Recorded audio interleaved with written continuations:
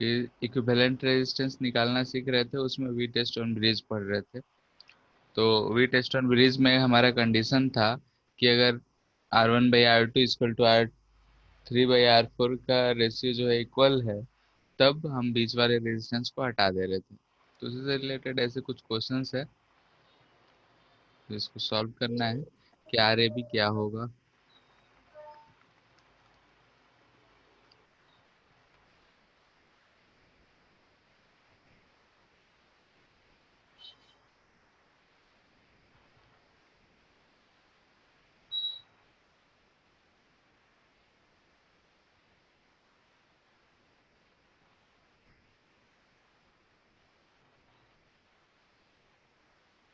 इसका जल्दी से आंसर बताओ।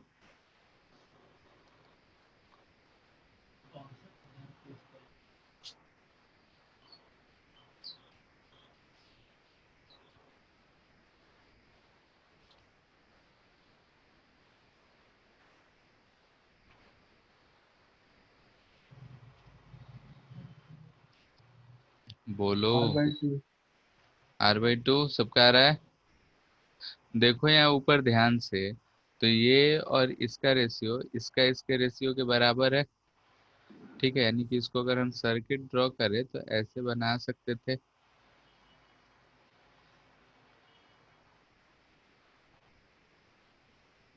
और यहाँ से ये ए था, ये बी है, चलो ये ए है, ये बी है, तो ये सी और ये डी।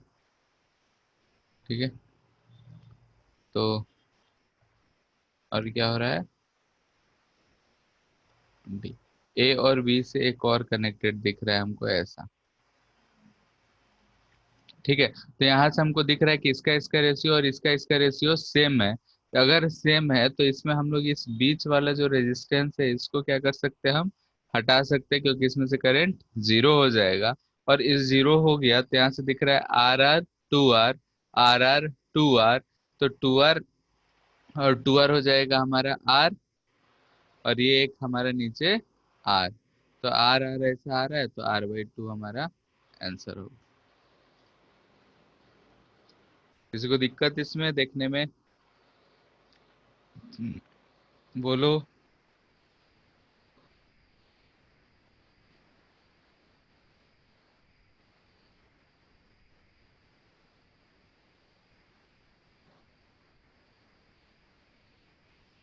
ये है 2 ओम, ये भी है 2 ओम, ये भी 2 ओम, ये 1 ओम है, और इसको भी 1 ओम ले लेते हैं। ठीक है, ए और बी के बीच में हमको इक्विवेलेंट निकालना है। इसमें कैसे निकालेंगे?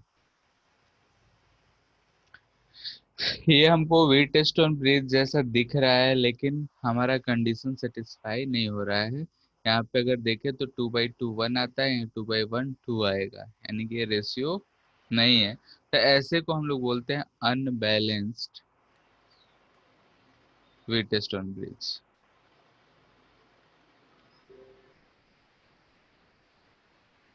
ठीक है, ये अनबैलेंस्ड है। तो अनबैलेंस्ड है तो इसको कैसे सॉल्व करेंगे?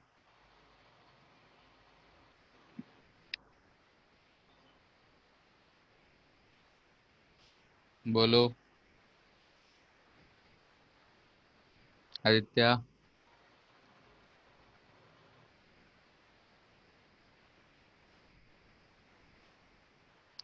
कैपेसिटर में हम लोग अनबैलेंस्ड के लिए अलग से देखे थे कि केवीएल कैसे लगाना पड़ता है, तो वैसा ही इसमें भी करेंगे। ठीक है, एक बताते हैं क्या करेंगे हम लोग।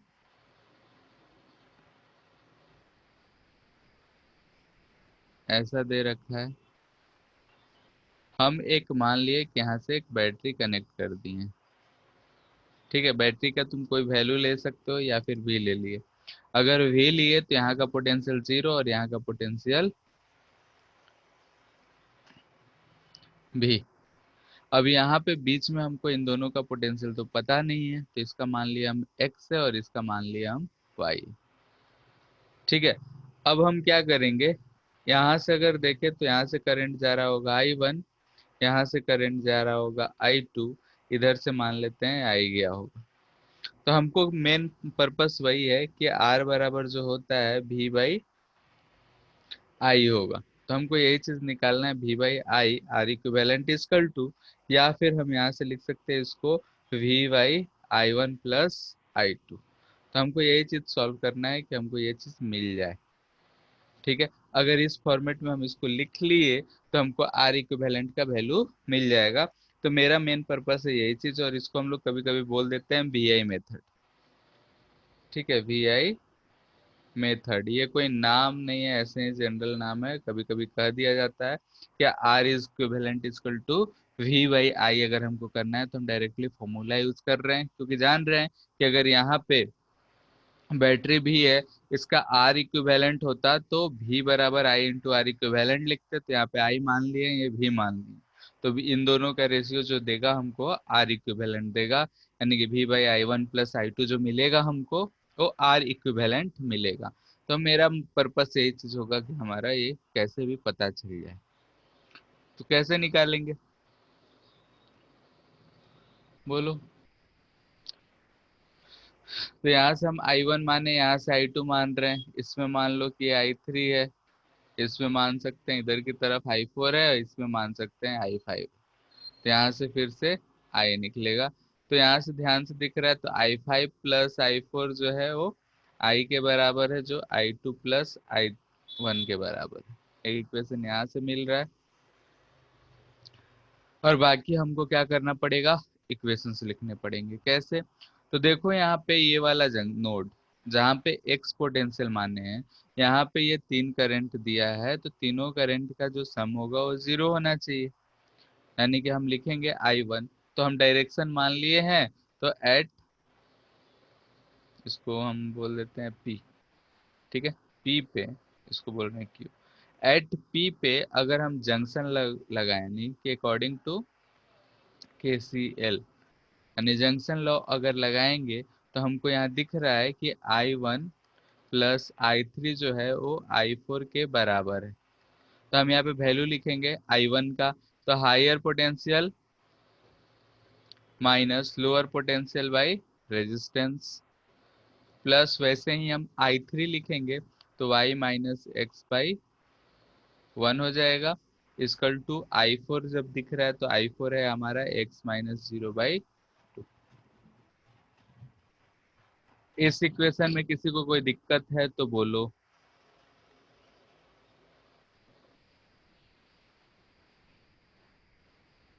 बोलो। No sir. ठीक है, तो यहाँ से अगर हम और थोड़ा सा सिंपल कर ले रहे हैं, तो ये आ जाएगा हमारा भी plus two Y minus three X is equal to X. हम इसको लिख सकते हैं four X minus two Y is equal to V, equation one. Sir इसमें आई थ्री का डायरेक्शन हम लोग उल्टा मान के तब भी हो जाता है ना? हाँ, आई टू का डायरेक्शन आई थ्री का डायरेक्शन। आई थ्री के इधर, हाँ, तो यहाँ पे हमको क्या लिखना पड़ता है, एक्स माइनस वाई। ठीक है सर। ठीक है, और उस केस में हम यहाँ पे देखो जैसा लिखे हैं वैसे ही हम कंसिडर कर रहे हैं, जैसे आई वन आया, सारा हम पॉजिटिव लिए हैं, तो इसलिए हम हायर माइनस लोअर कर रहे हैं। बात समझ आ रहा है, यस सर। जिधर डायरेक्शन माने हैं उसी हिसाब से हम यहाँ पे इक्वेशन से लिखे हैं, higher minus lower, higher minus lower, higher minus lower.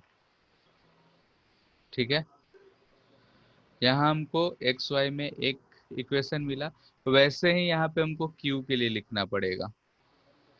ये स्टैंडर्ड मेथड है, इसमें चूंकि हमको दिख रहा है कि ना पैरेलल दिख रहा है, ना सीरीज दिख रहा है, ना वीटस्टोन ब्रिज दिख रहा है, तो हमको ये काम करना ही पड़ेगा। ठीक है, या तो केसीएल ऐसे हम मान के कर लें, या फिर इस लूप में घूम घूम के केवीएल का इक्वेशन लिख, तो हमको ये इजी लगता है इसलिए ये चीज बता रहे हैं। बाकी बुक्स में देखोगे तो केवीएल भी लगा होता है, कि कभी इधर से हम घूम के यहाँ से गए गए, एक बार यहाँ से ऐसे घूम के गए, तो दो बार घूमते हैं, हमारे इक्वेशंस मिल जाते हैं, सॉल्व हो जाता है, तो उसमें कोई बड़ी बात नहीं है। अगर हम ये चीज एक इक्वेशन ले लिए, तो एक इक्वेशन हमको और चाहिए, तो हम ये नोड पकड़ लिए पॉइंट क्यू। तो पॉइंट क्यू पे हमको दिख रहा है, इधर से आई टू आया, इधर आई थ्री चला गया, इधर आई फाइव चला गया, तो हम लिख सकते हैं यहाँ पे आई टू जो होगा वो आई थ्री प्लस I5 के बराबर होगा। अब हमको इसका मैग्नीट्यूड लिखना है, तो I होता है higher potential minus lower potential by resistance delta V by R. तो यहाँ पे हम लिखेंगे V minus Y by two. I3 जो है वो क्या है, y minus X by one plus I5 है y minus zero by one. यहाँ से हमको एक इक्वेशन मिलेगा, कितना मिल रहा है, v is equal to 4y minus x मिल रहा है क्या।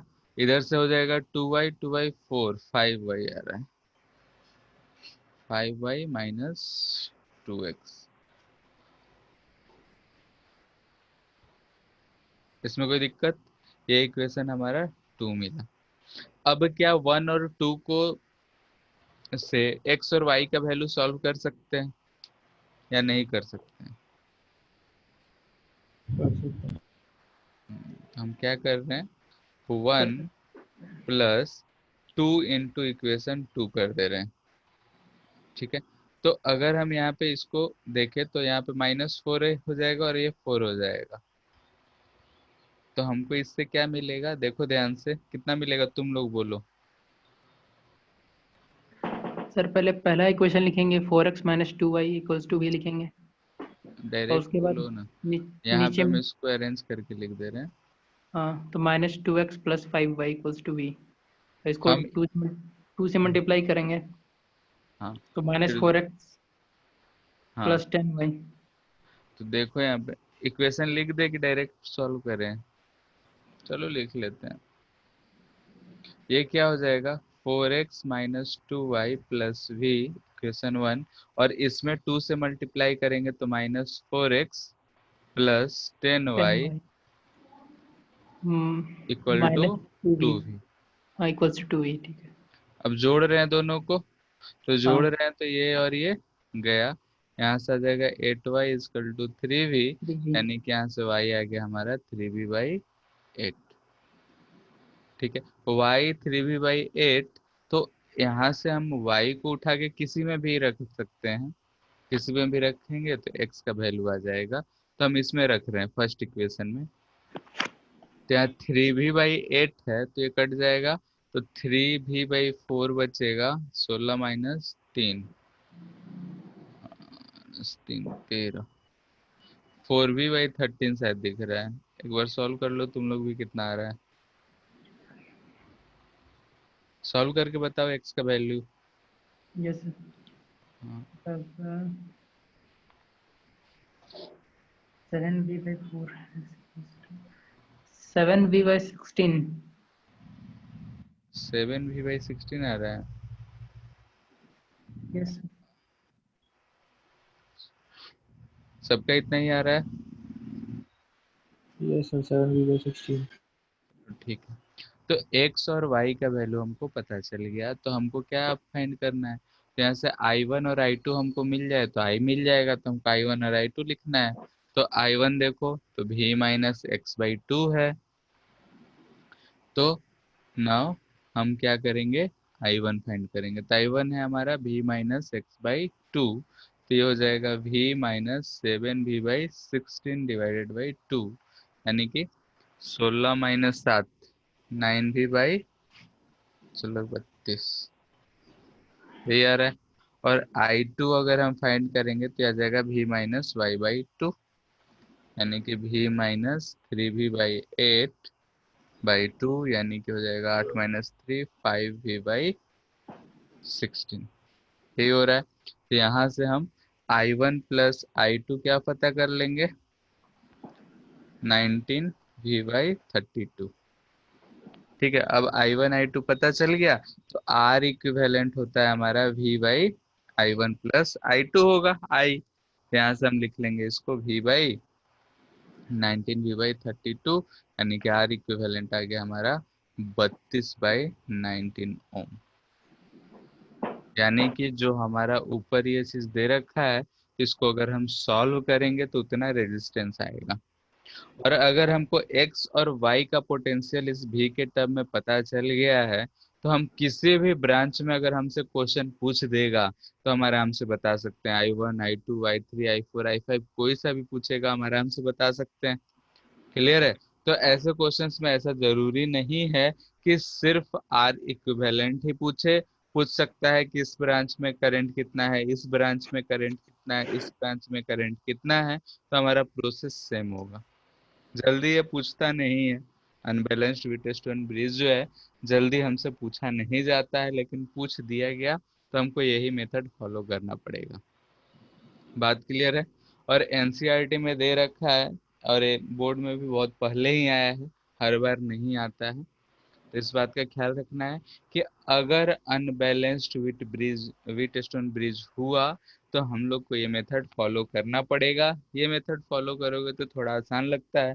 एक दूसरा मेथड है जो हम लूप घूमते हैं, यानी वो भी केवीएल, किरचॉफ्स लॉ से ही होगा। ठीक है? तो वो भी कर सकते हो, ऐसा कोई दिक्कत नहीं है। ठीक है? तो यहाँ से हमको इस बात का हमेशा ख्याल रखना है कि कभी भी ऐसा दिखे तो सबसे पहले व्हीटस्टोन ब्रिज कंडीशन चेक करना है। अगर हो गया तब तो बल्ले बल्ले है, नहीं हुआ तो फिर हमको ऐसा काम करना पड़ेगा। इसमें किसी को दिक्कत? ठीक नहीं है, सर। ठीक है, प्रैक्टिस के लिए एक और क्वेश्चन दे देते हैं, इसको घर पे प्रैक्टिस कर लेना।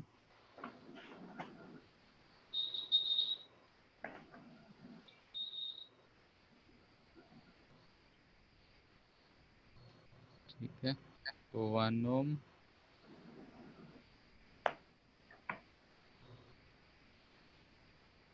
ठीक है, ए और बी है, आर ए भी फाइंड करना है। सेम प्रोसेस होगा, इसमें कोई बड़ी बात नहीं है, आराम से सॉल्व करेंगे, हो जाएगा। ठीक है?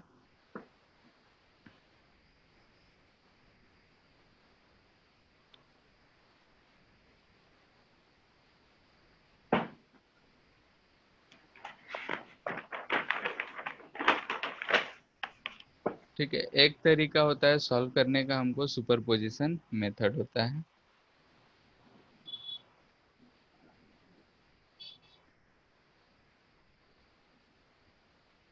ठीक है, सुपरपोजिशन मेथड हम लोग बोलते हैं कि जैसे कोई भी एक हमको सर्किट दे रखा होता है, तो उस सर्किट को सॉल्व करने का तरीका होता है कि हम उसको अलग अलग सर्किटें मान सकते हैं। जैसे एक एग्जांपल ले रहे हैं, एक मिनट। ठीक है,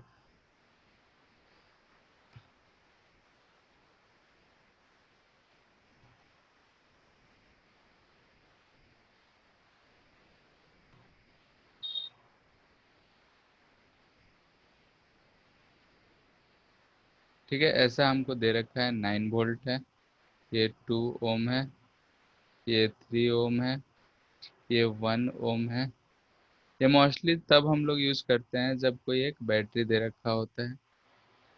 ठीक है, और बैटरी के साथ रेजिस्टेंस भी ऐसा लगा हो तो हम लोग इसको आसानी से यूज कर पाते हैं। ठीक है, इसको सॉल्व करने के बहुत सारे तरीके हैं, केवीएल आराम से हम यूज कर सकते हैं। दूसरा, अगर हम इस वाले सर्किट को देख रहे हैं और इधर वाले को देख रहे हैं तो ये दोनों आपस में पैरेलल है, और यहाँ से हम इसको पैरेलल वाला फॉर्मूला लगा सकते हैं कि दो बैटरी जो है पैरेलल में है तो क्या होगा। दिख रहा है सबको वो दोनों मेथड? चलो बताएं देते हैं। मेथड 1, हम इसको ऐसा बना सकते थे,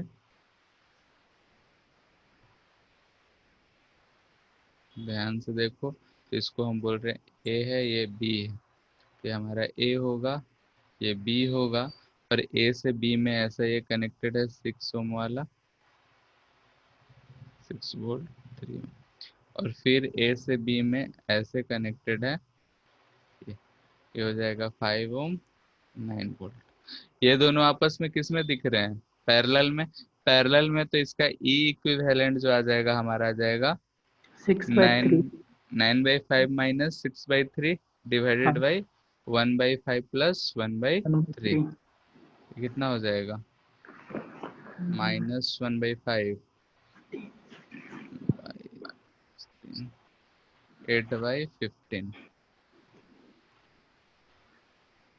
तो 15 ऊपर -3/8 यही आ रहा है। और आर इक्विवेलेंट आ जाएगा हमारा 15/8। ठीक है, ये हमारा 1 ओम है। अब ये चीज आ गया तो यहाँ से हमारा सर्किट अब कैसा बन रहा है, तो ऐसा बन रहा है। माइनस में आया है, हम प्लस इसको माने हैं, यानी कि इस डायरेक्शन में है। ये है 15/8, ये आया हमारा 3/8 वोल्ट, और ये 1 है। तो आई अगर हमसे इससे पूछा जाएगा कि बताओ कि सर्किट में आई कितना था, तो आई अगर हम लिखना हो तो आई हो जाएगा हमारा 15+8, यानी कि 3/8 डिवाइडेड बाई, इन दोनों को जोड़ देंगे, 15/8 +1, यानी कि 23/8, यानी कि हो जाएगा 3/23 0.1 समथिंग आएगा। बात समझ आया?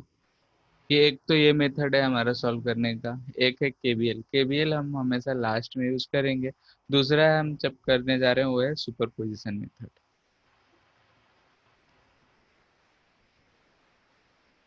ऐसे क्वेश्चंस में हम सुपरपोज करके कर सकते हैं। सुपरपोज करने का मतलब क्या हुआ कि जैसे अगर हम देखें, फिर से एक बार सर्किट ड्रॉ करना है, ऐसा है।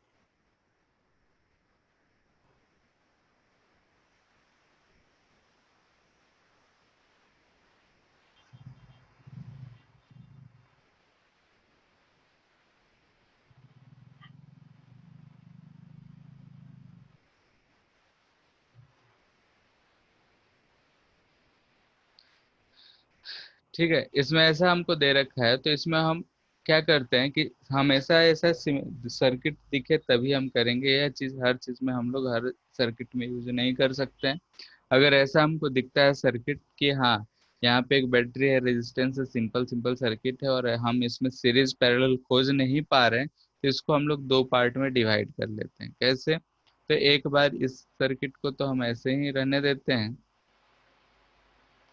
इधर जो था हमारा बैटरी जो था उसको शॉर्ट सर्किट कर देते हैं, प्लस एक बार इधर को शॉर्ट सर्किट करेंगे। रेजिस्टेंस, ध्यान रहे कि रेजिस्टेंस को हमको इसमें रखना ही है, इसको ऐसे रखेंगे, ऐसा।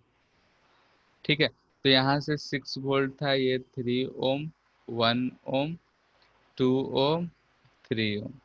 फिर इसमें भी वैसा ही है, 3, 1, 2, 3, 9। हमको इसमें फाइंड करना था कि इसमें करंट कितना होगा।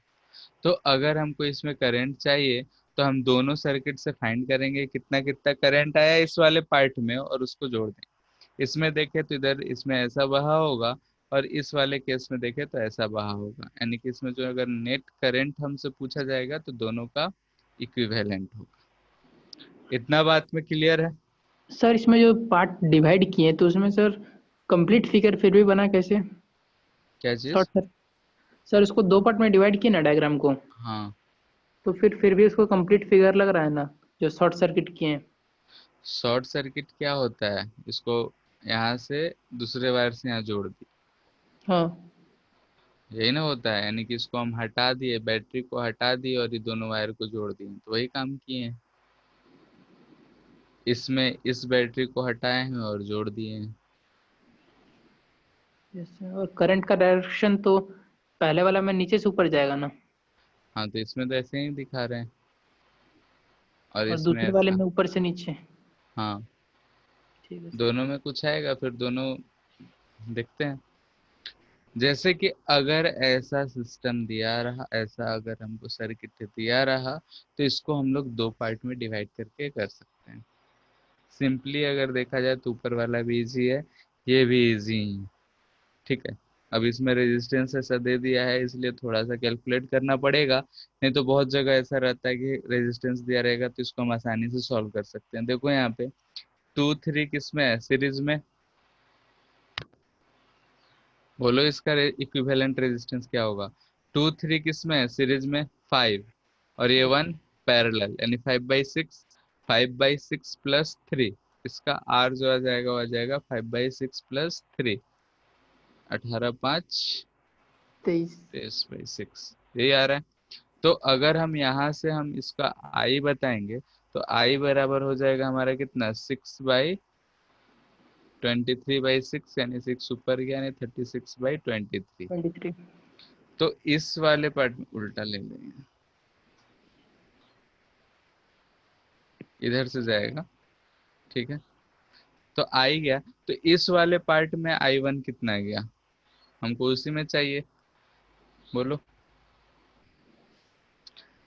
ये आई इधर से गया, हम जानते हैं I inversely proportional to R होता है, तो दो के लिए हम एक फॉर्मूला बताए थे, क्या आया था, R2/R1 + R2 आया था। तो 5/6 इंटू 36/23 लिख सकते हैं, यानी कि 30/23 इसमें से गया होगा, किधर, ऊपर की तरफ। इसमें अगर देख रहे हैं, इसको अब सॉल्व कर रहे हैं, ये पहला पार्ट हमारा सॉल्व हो गया। बात समझ आया इतना।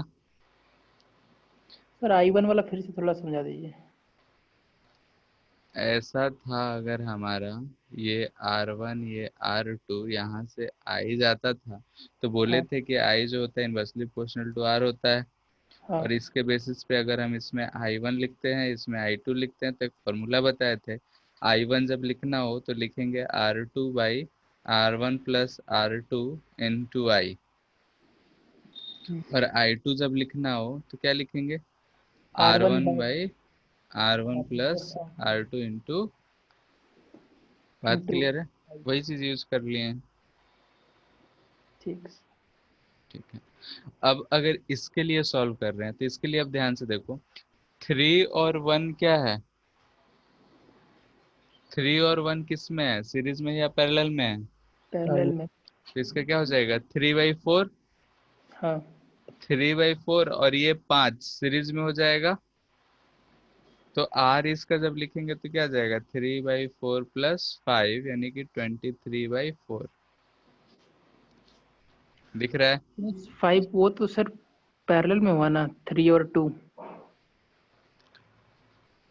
ये जब एक हो जाएगा तो ये सब सीरीज दिखेगा कि पैरेलल दिखेगा, बताओ। सीरीज से सर। हाँ अब ठीक है सर। ठीक है, तो ये आया। तो इस केस में अगर हम यहाँ से बोल रहे हैं कि आई है, तो आई कितना होगा इस केस में, बताओ। 9/23/4, यानी फिर से 36/23, दिख रहा है। Yes sir. ठीक है, अब अगर हम इसमें फिर से पता करना चाहते हैं, तो हम इसमें आई डैश बोल रहे हैं, तो आई डैश अब फिर से क्या लिखेंगे, देखो ध्यान से। तो R2, 3 दोनों का सम 4 × I, यानी 36/23, ये 4 से कितना बार में जाएगा, 9 × 4 = 36 होता है ना, यानी 27/23। 23। अब सोचो कि इधर ऊपर गया 30/23, नीचे आया 27/23, तो आई नेट कितना रह गया, 30/23 माइनस 27/23 से रहा क्या, बोलो। Yes sir. ठीक है, ऊपर भी देखो कितना आया था, 3/23 ही, इसमें भी कितना है, 3/23। बात समझ आया, नहीं आया तो पूछो इसमें। यस सर आ गया। ठीक है, तो इससे भी कर सकते हैं, इससे भी कर सकते हैं, ये वाला चीज है। तो इसमें अगर तुम ये सारे फॉर्मूले जो हम लोग आज तक पढ़ते आए हैं, इन सब चीजों को अगर यूज करने लगे, कैलकुलेशन करे, तो ये एक एक लाइन में हम सॉल्व कर सकते हैं, ठीक है। हाँ, शुरू में प्रैक्टिस करते वक्त किसी भी चीज पे टाइम देना पड़ता है, कार या बाइक सीख रहे हो तब भी शुरू में टाइम दिए रहोगे, तभी आगे चलकर हम एक्सपर्ट कहलाते हैं, बाइक चलाने में एक्सपर्ट। तो घर बैठे बैठे कोई एक्सपर्ट नहीं बन जाता है, बाइक का पेट्रोल खत्म करना पड़ता है, बाइक चलाना पड़ता है। तो वैसे ही इसमें भी अगर तुम क्वेश्चन सॉल्व करोगे तो ये चीज करना, इतना लंबा किए हैं, हो सकता है तुम और छोटा में कर लो। ठीक है, कैलकुलेशन है, बाकी प्रोसेस हमारा ये चीज होगा। बोलो, इतना में कोई दिक्कत? नहीं सर। ठीक है, एक होता है हमारा सिमेट्रिक मेथड।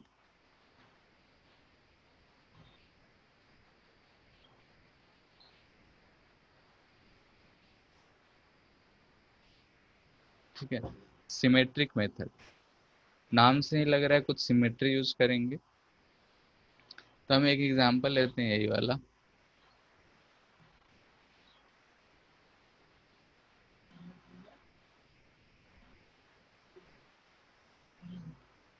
ठीक है, सब आर आर आर है।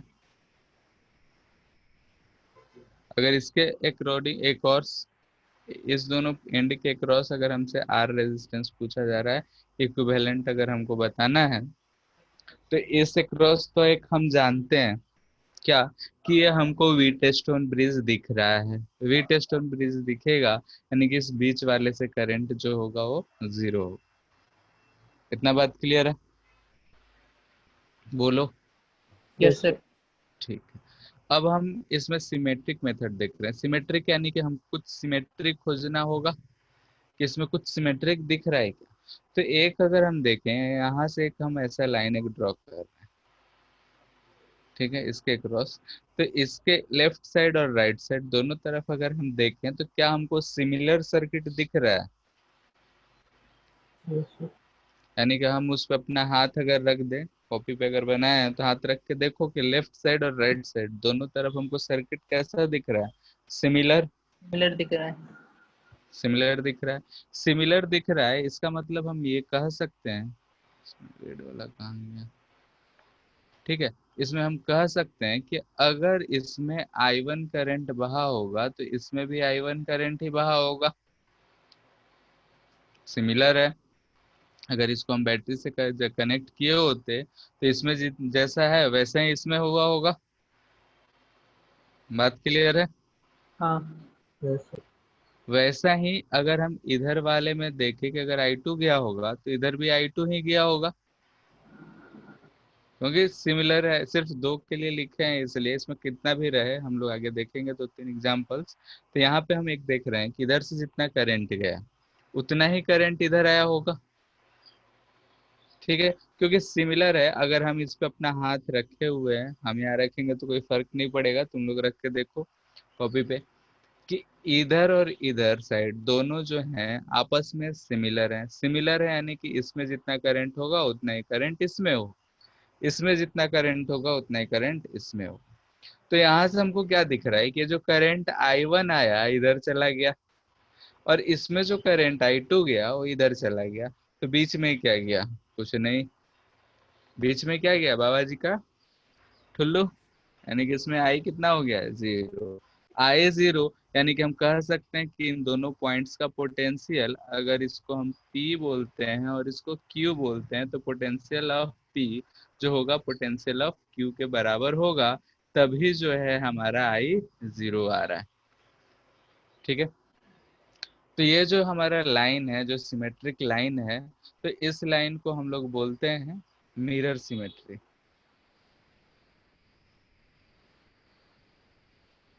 ठीक है, इसको बोलते हैं line of mirror symmetric, mirror यानी कि सिमेट्री। इसमें क्या है? हाँ, वही सर, कुछ नहीं। मिरर सिमेट्री बोलते हैं। ठीक है। क्यों? क्योंकि अगर यहाँ मिरर रखे होते तो इधर जैसा है वैसा ही इधर है, तो इसको हम लोग क्या बोलते हैं? Mirror symmetry. और अगर हमको मिरर सिमेट्री किसी भी पॉइंट के क्रॉस आ रहा है, तो लाइन पे हम जहाँ भी है अगर लाइन होगा वहां पे पोटेंशियल जो होगा इक्वल होगा। यानी कि पोटेंशियल ऑन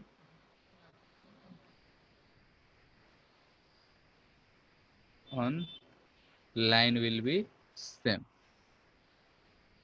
ठीक है, यानी कि जिस लाइन के अक्रॉस जो होगा उस पे जो पोटेंशियल होगा वो सेम होगा। या फिर कह सकते हैं अगर परपेंडिकुलर लाइन होगा, potential on perpendicular line joining जिस भी दो पॉइंट को अगर मिलाने वाला ये अगर परपेंडिकुलर लाइन देख रहे हैं, तो इससे जो अगर परपेंडिकुलर लाइन हम ड्रॉ करें और सिमेट्रिक है, तो उनके पॉइंट्स जहां भी पॉइंट आएगा उस पे पोटेंशियल जो होगा वो सेम होगा, ऐसा हम कह सकते हैं। ये बात क्लियर है? बोलो। हाँ सर। Yes sir. ठीक है, तो इसमें हमको थ्योरेटिकल कुछ करना नहीं होता है और बोर्ड से इसका कोई लेना देना नहीं है, तो प्रूफ करने हमको कहीं कुछ देता नहीं है, बस ये समझने का चीज है और सर्किट सॉल्व करने हमको आना चाहिए। ठीक है, तो एक ये मेथड है कि हम इसको अगर मिरर सिमेट्री मान रहे हैं तो इसका लेफ्ट साइड और राइट साइड दोनों बराबर होंगे। बराबर होंगे तो हम ऐसा कह सकते हैं। इसको सोचने का एक और तरीका था। क्या तरीका था? कि अगर सिमेट्री है, ठीक है, अगर हम इसको ऐसा बैटरी जोड़े होते, ठीक है, ये सारा आर आर ही है, ऐसा बैटरी जोड़े होते तो इधर से जैसा करंट जा रहा होता, अगर इस बैटरी को उल्टा कर देते, ऐसा कर देते, तो हमको सिमिलर दिखता। बोलो, मान लेते हैं ये आर है, ये टू आर है, ये टू आर है, ये आर है, ये कुछ भी फाइव आर कुछ भी है, ऐसा भी रहता अगर, तो अगर हमको दिख रहा है कि इस एक्सिस के अबाउट ये सिमेट्रिक है, यानी कि अगर इसमें हम I1 करंट मानते हैं, इसमें I2 करंट मानते हैं, जब ऐसा बैटरी था, अब क्या किए हम, बैटरी को हम ऐसा इसको हटा के ऐसे चेंज कर दिया, यानी कि पोलरिटी चेंज कर दिया, यानी करंट इधर से जाता, तो इसमें हमको क्या दिखता, I2, और इसमें क्या दिखता, I1। दिखता क्या? Yes sir. ठीक है, तो ये एक मेथड ये हुआ कि हमको करंट डिस्ट्रीब्यूशन करने का। तो ये वाला मेथड हम लोग पहले कैपेसिटर वाले में डिस्कस करे थे, तो ये रेजिस्टेंस में भी हम यूज कर सकते हैं। और यहाँ से डिस्ट्रीब्यूट कर लिए तो फिर हम अपना वो राम कहानी लिख सकते हैं, यानी कि केवीएल और केसीएल दोनों यूज कर सकते हैं। बात क्लियर है? तो ये एक आया हमारा, इसमें इधर और इधर सिमेट्रिक है। इसमें अगर देख रहे हैं तो इस लाइन के क्रॉस इधर और इधर दोनों सिमेट्री नहीं है। सिमेट्री नहीं है तो इसमें हम ऐसे करंट डिस्ट्रीब्यूट कर सकते हैं। चलो इसको भी पॉइंट वाइज लिखा देते हैं आगे। पहले हम लोग किए हैं, लेकिन रेजिस्टेंस है तो उसमें भी कर सकते हैं। पहले सिमेट्री देख लेते हैं, फिर उसको देख लेंगे, लिख लेंगे। ये फर्स्ट था। सेकेंड, सेम चीज ले रहे हैं फिर से।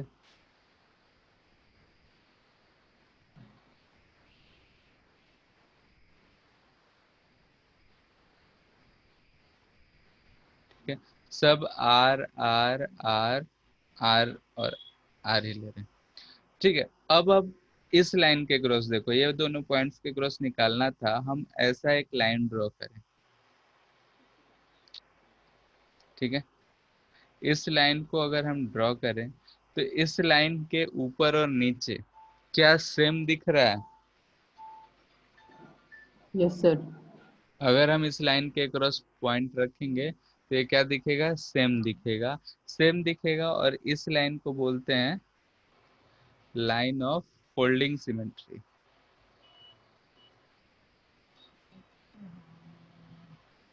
ठीक है, line of folding symmetry. Folding symmetry, folding मतलब क्या होता है? सर यहाँ बोलो। से मोड़ सकते हैं मोड़ना। इसको। हाँ, यानी कि इसको क्या कर सकते हैं हम, इस लाइन के क्रॉस इधर वाले पोर्शन को उठा के ऐसा ऊपर मोड़ सकते हैं। कैसे? तो देखो ध्यान से कि ये हमारा अगर ए है, ये बी है, तो हम इसको ऐसा बना रहे हैं कि ए और बी। ठीक है, नहीं समझ में आएगा तो पूछना, क्योंकि हम यहाँ पे दिखा नहीं सकते हैं। ये पी और ये क्यू, तो यहाँ से एक और ऐसे गया, यानी कि इसको हम उठा के क्यू वाले पॉइंट को कहाँ रख दिए हैं अब, पी पे। समझ में आ रहा है कि हम इसको ऐसे मोड़ेंगे तो ये वाला कहाँ चला जाएगा, पी पे चला ये जाएगा। पेपर पे आ जाएगा। हाँ, तो एक यहाँ से ऐसा कनेक्टेड दिख रहा है, ये पॉइंट पी क्यू हो गया। और ये बीच वाला रेजिस्टेंस है जो पी और क्यू से ही कनेक्टेड है, तो पी क्यू एक ही पॉइंट है, तो इसका रखना और नहीं रखना कोई फर्क पड़ता है क्या? मान लेते हैं कि कोई सर्किट है ऐसा, कुछ भी है, और हम एक यहाँ से रेजिस्टेंस ले गए, यहाँ से ले आके जोड़ दिए, तो इसका बाकी सब सर्किट पे कोई फर्क पड़ेगा क्या? दोनों का पोटेंशियल, दोनों एंड पोटेंशियल सेम है, तो करंट उसमें क्या बह रहा होगा? जीरो। तो ये चीज आ जाएगा। तो यहाँ से अगर सॉल्व करें तो क्या आएगा? R R R R. देखो ध्यान से, तो ये फिर से कितना आ रहा है हमको? और R/2 आर। इस वाले केस में कितना आ रहा है? इसको हटा दिए तो टू आर आर ही आया था, दिख रहा है। बीच वाले को अगर हम हटा दिए तो ऊपर हाँ, टू आर, ये टू आर टू आर नीचे two two R R R. दोनों मेथड से क्या आ रहा है हमारा? सेम सेम चीज आ है। रहा है। ठीक है। थर्ड वाला भी लिख लो, लेकिन ये सिमेट्री नहीं है। Third.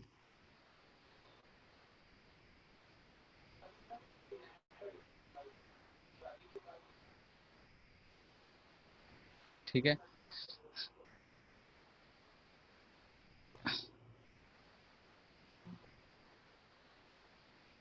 Current distribution by changing polarity.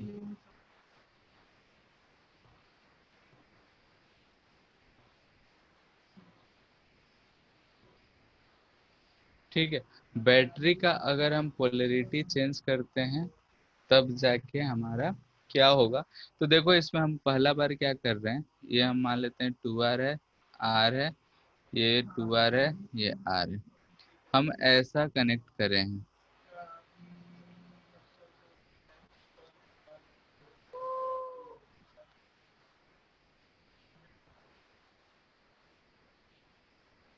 ठीक है। और एक बार हम बैटरी का पोलैरिटी उल्टा चेंज करते हैं।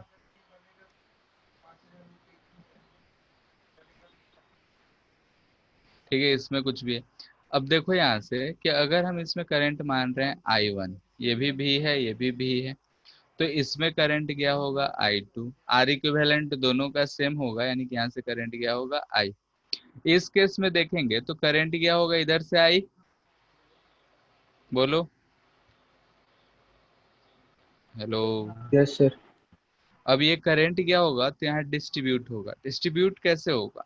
तो यहाँ ध्यान से देखें कि सब चीज सिमिलर दिख रहा है। टू आर वाले में अगर I1 गया तो यहाँ भी टू आर वाले में कितना क्या होगा? I1 क्या होगा? और आर वाले में कितना क्या होगा? I2। ठीक है। अगर हम इसमें मान लेते हैं I3 है तो I3 होगा। तो यानी कि अगर हमको दिख रहा है दोनों सिमेट्रिक सर्किट है और पोलैरिटी चेंज कर रहे हैं तो ऐसा डिस्ट्रीब्यूशन है। यानी कि हम इस केस में कह सकते हैं कि इस वाले सर्किट में जो करंट बह रहा होगा, इस वाले में I2 ही बह रहा होगा, तो हम इसमें I2 ही बहाएंगे। और चूंकि यहाँ आई ही जाना है तो इसमें से कितना होगा? I1। ठीक है। I1 बोल रहे हैं कि इसमें I1 बहा होगा, इसमें I2। ठीक है, क्योंकि टू आर वाले में कितना बह रहा है? I1। और आर वाले में I2। तो इसको ये I1 है, इधर I2 चला गया, तो इधर क्या गया होगा? I1 minus I2। तो यहाँ से I3 हमको मिल गया I1 माइनस I2। ठीक है, यानी कि करंट डिस्ट्रीब्यूशन हमको सिर्फ दो में ही वेरिएबल में मिल गए। और दो वेरिएबल में मिल गए तो हमारे दो इक्वेशन से सॉल्व हो जाएगा। तो हम यहाँ x मान लेंगे, यहाँ y मान लेंगे, फिर कहानी वही कर लेंगे। बात क्लियर है? बोलो। Yes sir. ठीक है। तो ये सारे मेथड्स होते हैं हमारे सॉल्व करने का, तो इन सब पे कुछ क्वेश्चंस करते हैं हम लोग।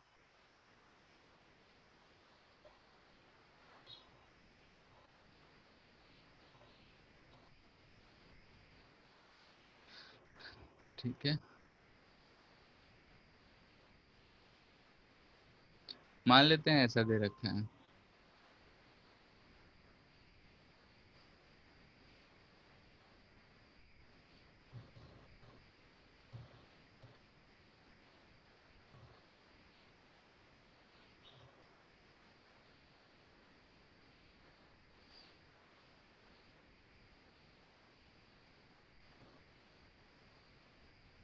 ठीक है, ये पॉइंट ए है, ये पॉइंट बी है, सब आ रही है। फाइंड करो।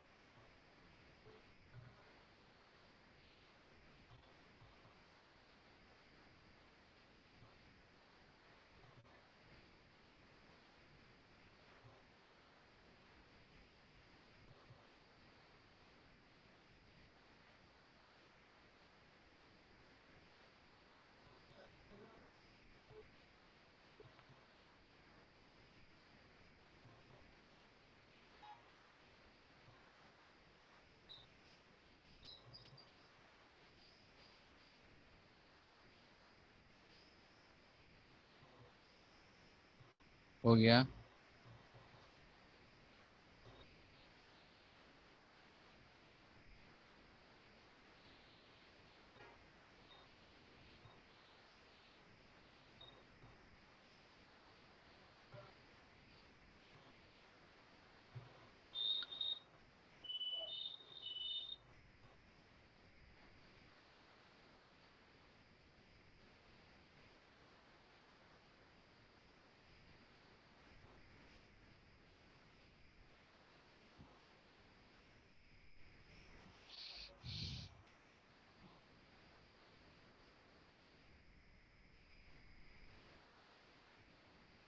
पहला हुआ क्या?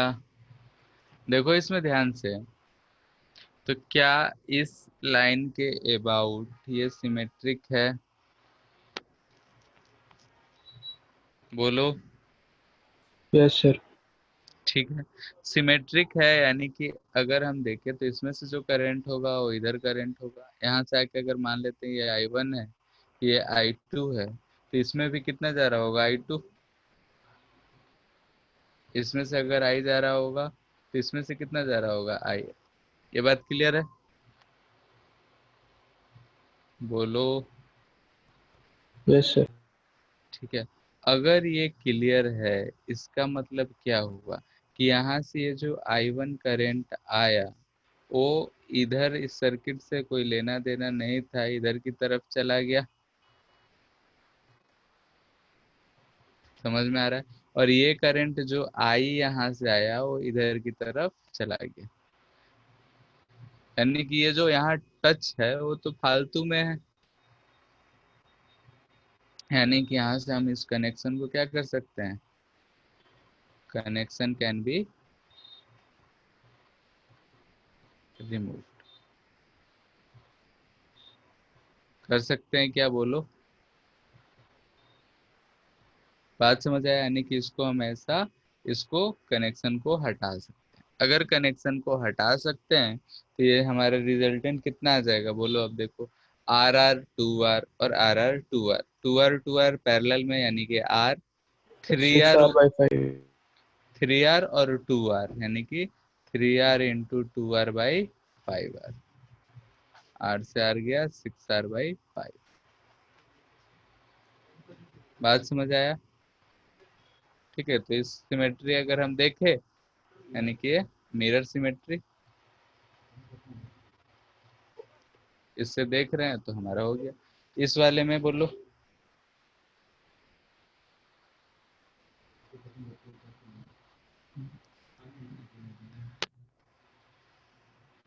इसमें भी वैसे ही देखो।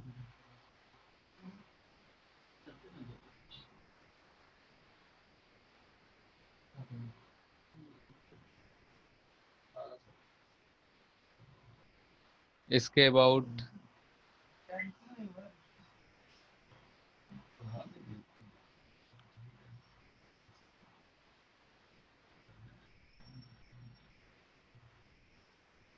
5/6R।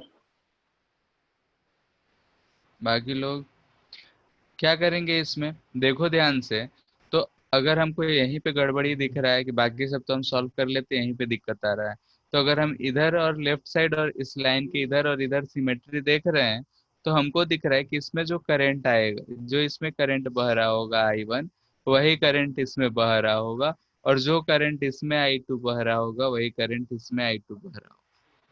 यानी कि अगर हम इस पॉइंट को देखें, तो इस पॉइंट अगर ऐसा कनेक्टेड ना होता तो हमारा काम चल गया होता। नहीं, कनेक्शन सिर्फ दिखावा के लिए है और कोई फर्क इससे नहीं पड़ रहा है। तो क्या हो जाएगा इसको सॉल्व करेंगे तो? RR 2R ऊपर 3R नीचे 3R, यानी कि कितना हो जाएगा? 3R/2। बात समझ आ रहा है? बाकी जनता जिसको नहीं आ रही हो बोले।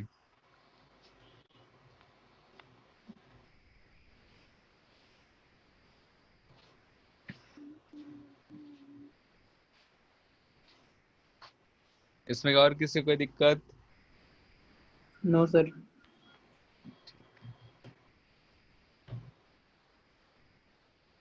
एक ऐसा दे रखा है,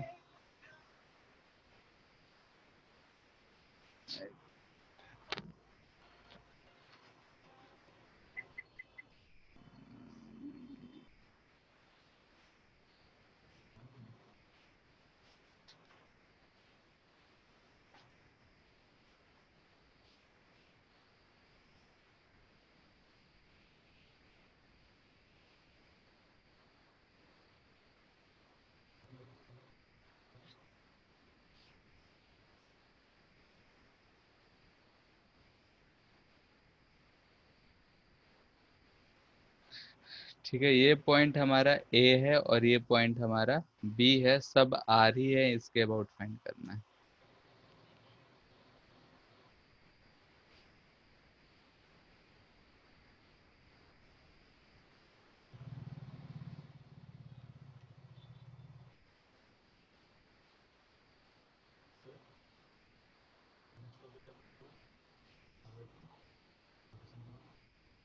ग्रेविटेशन। हम्म। हम्म। हाँ ठीक है।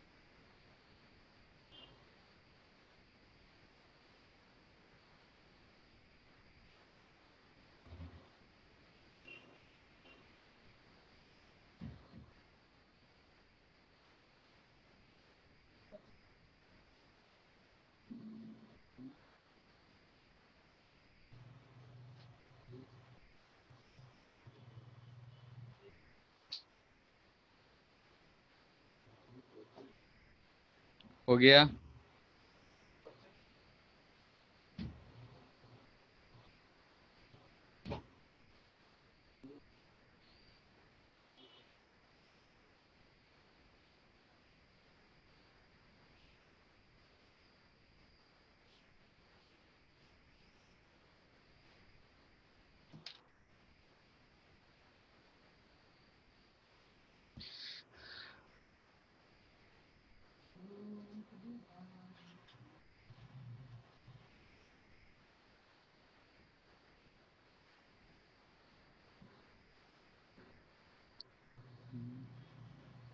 3r/5।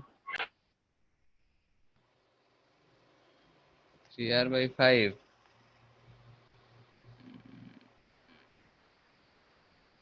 देखते हैं बाकी लोग का।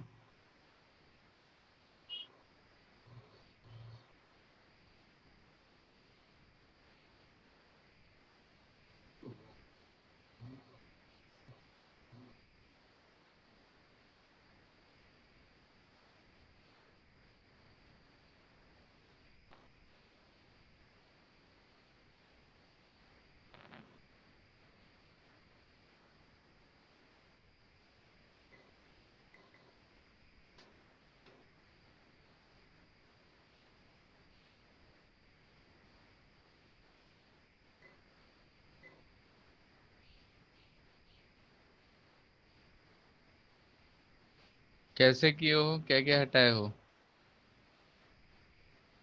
तो ये फोल्डिंग सिमेट्री वाला से किया है। चलो देखते हैं। यही हमारा एक्सेस हो जाएगा फोल्डिंग से। हाँ सर। ठीक है, तो ये अगर फोल्डिंग से हो जाएगा तो हमारा ये पॉइंट और ये पॉइंट दोनों सिमिलर होगा। हाँ सर। और इसमें ये और ये दोनों सिमिलर होंगे, यानी कि ये रेजिस्टेंस और ये रेजिस्टेंस को हम हटा सकते हैं। हाँ सर। दिख रहा है? बाकी लोग भी। तो इसको अगर हम फिर से रिकंस्ट्रक्ट करते हैं तो कैसा बनेगा देखो। नामकरण कर देते हैं इसको 1, तो ये भी 1, ये 2, तो ये 2। तो डायरेक्ट हो जाएगा क्या? चलो देखते हैं। ए से 2 कनेक्टेड दिख रहा है, 1 बी।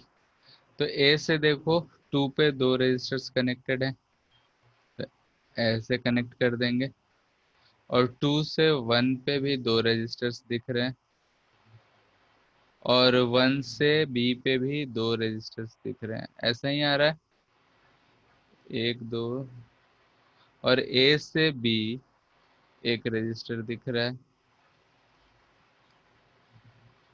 और क्या। तो ये हो गया 1 2 3 4 5 6 7। ठीक है, 7, 2 तो कैंसिल आउट हो जा रहा है, इतना ही रहेगा। तो ये हो जाएगा हमारा R by R R R R है। देख लो सब। यहाँ से अगर हम इसको सिमेट्री लिए तो इसके जो परपेंडिकुलर डिस्टेंस पे जो भी पॉइंट्स होंगे पोटेंशियल सेम होगा। तो इन दोनों का पोटेंशियल और इन दोनों का पोटेंशियल सेम है, तो इसको हम हटा दिए, या फिर इसको ऐसे फोल्ड करके रख लो जैसे करना है। फोल्डिंग सिमेट्री है तो फोल्ड करेंगे, रिकंस्ट्रक्ट करेंगे, तो ऐसा सर्किट बन रहा है। तो ये are are, R/2 R/2 R/2, यानी 3R/2 प्लस और R पैरेलल में है, तो R इक्विवेलेंट आ जाएगा हमारा 3R/2 into R by 5R/2। ये आ जाएगा 3R/5, यही आ रहा है। Yes sir. ठीक है, इसमें कैसे करेंगे, दोनों मेथड कर सकते हैं।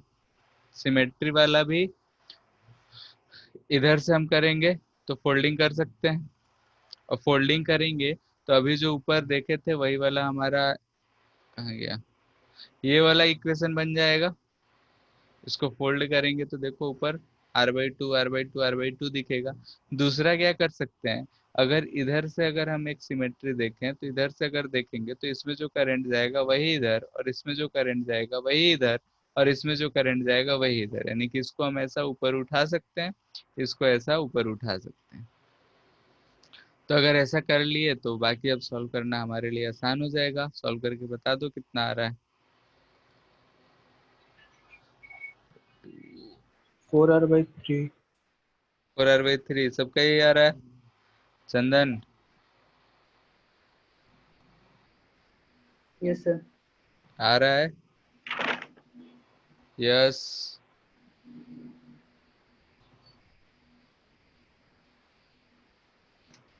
बोलो।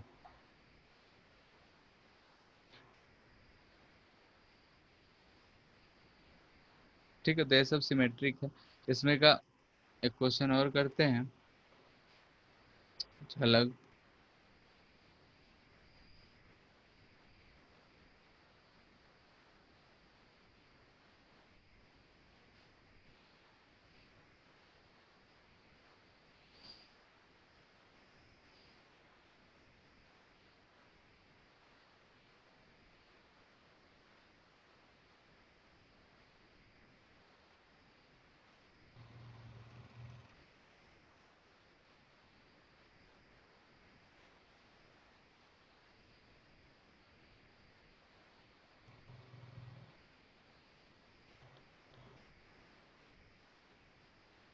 ये सारा का 2 वोल्ट है।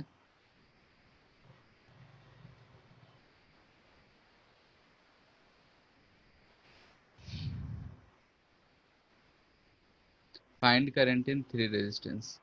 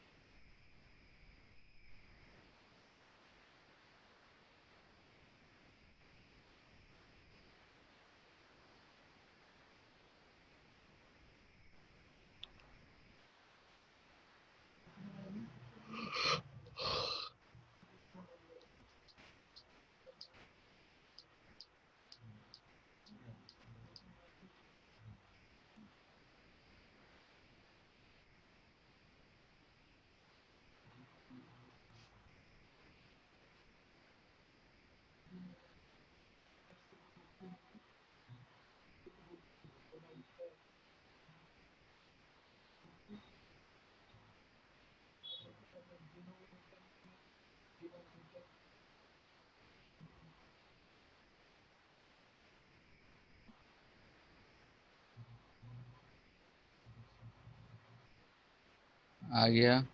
सर इसमें करंट का डायरेक्शन सर किधर लेंगे? अब तुम्हारा मर्जी, जिधर लेना है ले लो।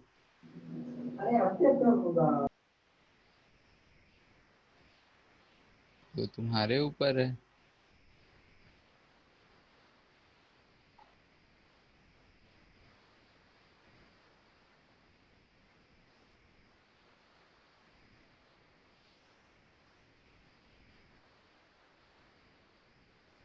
तो केवीएल लगा सकते हैं ना?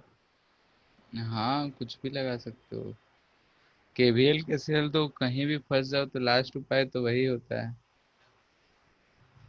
बाकी सब तो उससे बचने के लिए है। लास्ट के सबसे पहले ही वही कर लेंगे। कैलकुलेशन ज्यादा हो जाता है ना। अब मान लेते हैं ये सब अगर सिमेट्री ये सब याद रख रहेगा तो तुरंत हो जाएगा।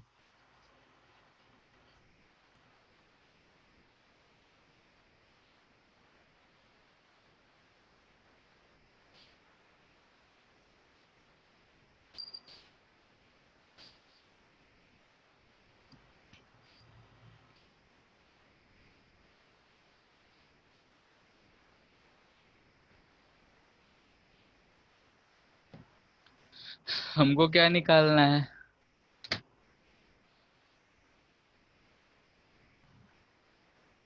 करंट सारे में फाइंड करना है।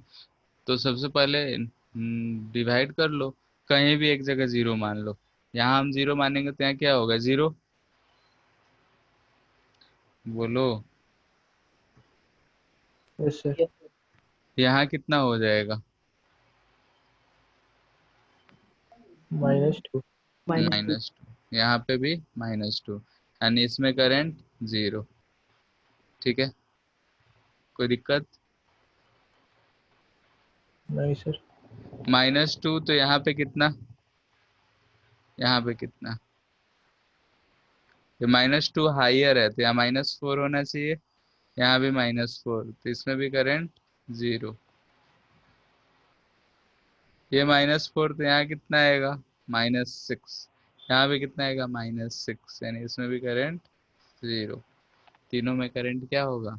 जीरो। ठीक है, जे 2018 में पूछा था, 2017 में। ठीक है, इसके बाद एक आता है हमारा जो सर्किट सॉल्व करने का सबसे हार्ड वाला जो होता है वो ये रहता है। हमको क्यूब दे देता है और इसमें से पूछता है। तो बोले इसमें एजेस कितने हैं, वर्टेक्स कितने हैं,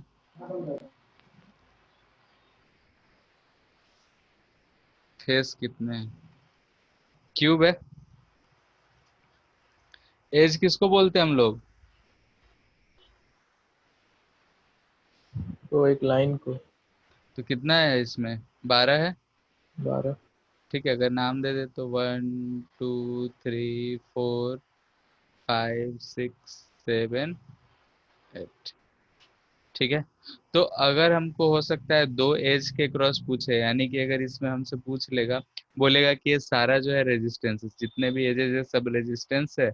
1 2 पूछे, 1 4 पूछे, 2 3 पूछे, 4 3 पूछे, या फिर 5 3 5 6, ये सारे चीजें जो भी पूछेगा क्या सारा एज के लॉन्ग ही होगा?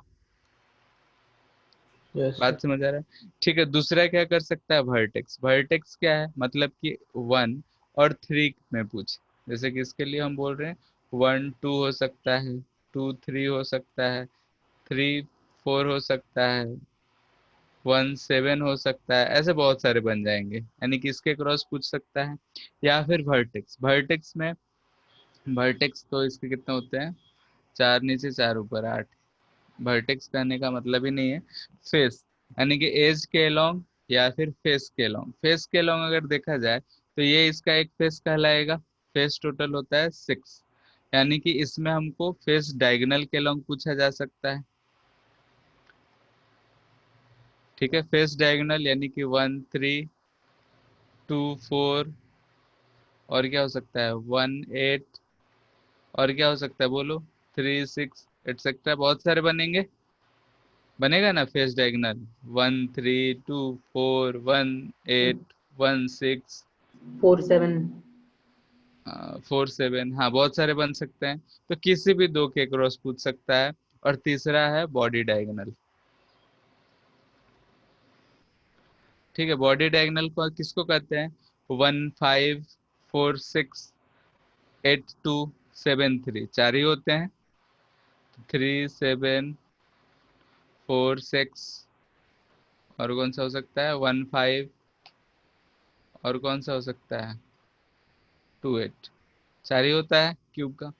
तो इस पेयर में से कुछ दे सकता है, इस पेयर में से कुछ दे सकता है, इस पेयर में से कुछ भी दे सकता है। यानी कि इसके क्रॉस हमसे पूछा जाता है और ये टफेस्ट माना जाता है, सबके लिए सोल्यूशन सेम है। तो इसका आंसर बस याद रखना कैसे आता है। अगर जानने का इच्छा हो तो पूछोगे तो बता देंगे, लेकिन फिलहाल हमारा जो है, अगर सब आर आर आर ही दे रखा है सारे का, तो हमको ये फॉर्मूले याद रखना है। ठीक है, किसी भी स्टैंडर्ड बुक में देखोगे तो उसमें सॉल्व किया हुआ रहेगा, लेकिन याद रखने का तरीका हम बता देते हैं। तो क्या लिखेंगे? ई एफ बी लिख लेंगे। ठीक है, ई मतलब एज, एफ मतलब फेस डायगोनल, बी मतलब बॉडी डायगोनल। क्लियर है? बोलो।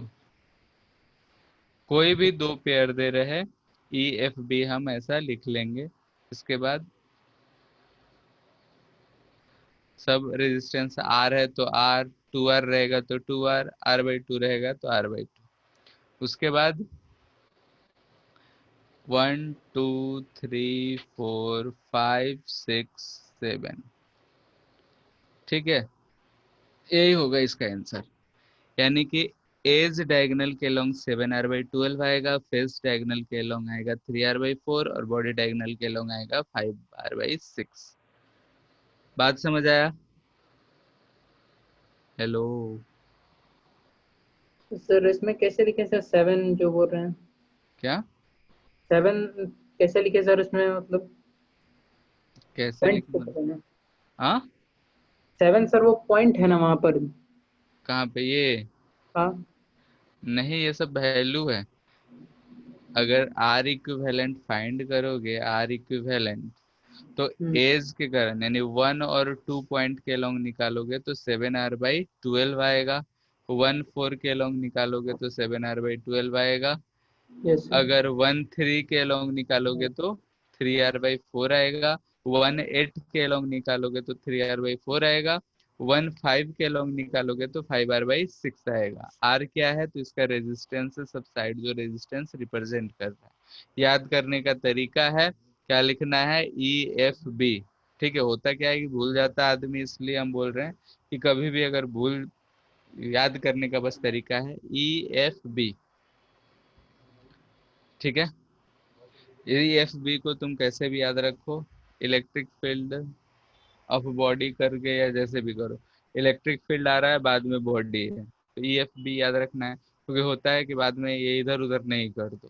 तो E F B, फिर R लिख लेना है, और नीचे से यहाँ गिनती शुरू करना है, 1 2 3 4 5 6 7। ये हमारा लिखा गया। अब किसी के लॉन्ग पूछेगा, हम क्या लिख के बता सकते हैं? सॉल्व करना नहीं सिखा रहे, डायरेक्ट आंसर सिखा रहे हैं कि आंसर याद रखो, क्योंकि सॉल्व करके यही आता है। बात समझ आया? सॉल्व करने जाओगे तो बहुत लंबा चौड़ा जाता है और सबसे टफेस्ट माना जाता है। तो हम तुम लोगों को नहीं करा रहे, बस रिजल्ट हम कर रहे हैं कि ऐसे याद रखना है। याद रहेगा?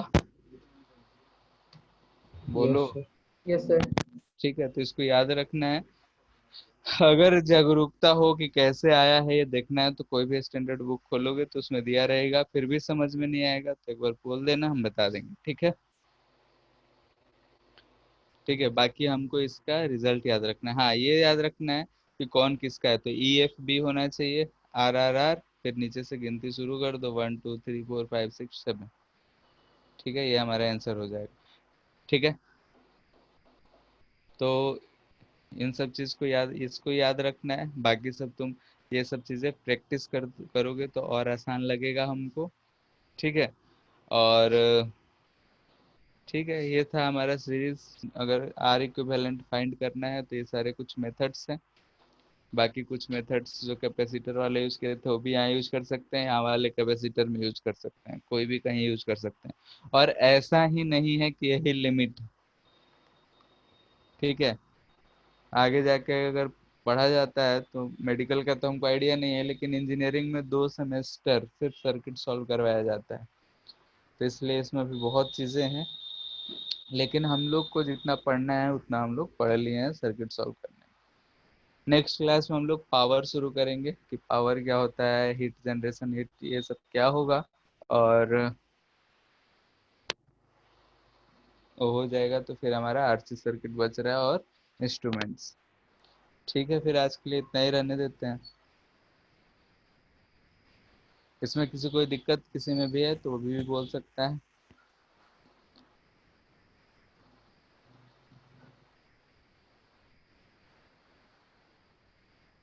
ठीक है।